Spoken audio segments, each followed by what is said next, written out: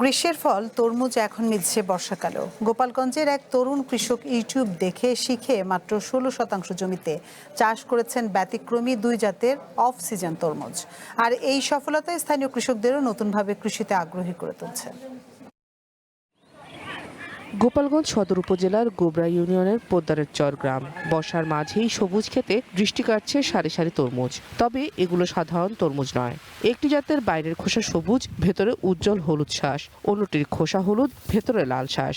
Leone ও সূর্যডিম জাতের এই তরমুজ দেখতে যেমন আকর্ষণীয়, স্বাদেও তেমন মিষ্টি। নির্মাণে নাম্বার 1 শাহ সিমেন্ট। একসময় ব্যবসা করতেন অমিত হাসান, পরে ইউটিউব দেখে শেখেন কৃষিকাজ।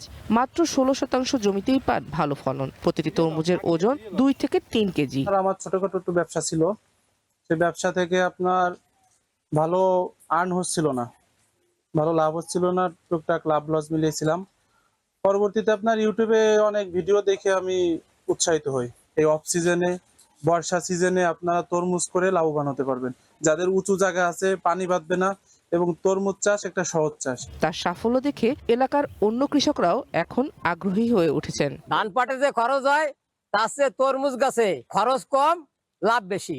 বর্তমানে পাট ধান যে খরচ, সেই হিসেবে অর্ধেক খরচে এতে ফলন বেশি হয় আর লাভও বেশি হয়। কৃষি বিভাগ বলছে, আধুনিক প্রযুক্তি ও উন্নত জাত ব্যবহার করলে অসময়ের ফল চাষে ভালো সম্ভাবনা রয়েছে।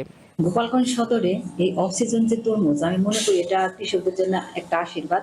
ব্যবসা থেকে কৃষিকাজে এসে নতুন সম্ভাবনার গল্প লিখেছেন অমিত হাসান। তার ব্যতিক্রমী তরমুজের ক্ষেত প্রমাণ করেছে, পরিকল্পনা, প্রযুক্তি আর উদ্ভাবনী চিন্তা থাকলে কৃষিও হতে পারে লাভজনক উদ্যোগ।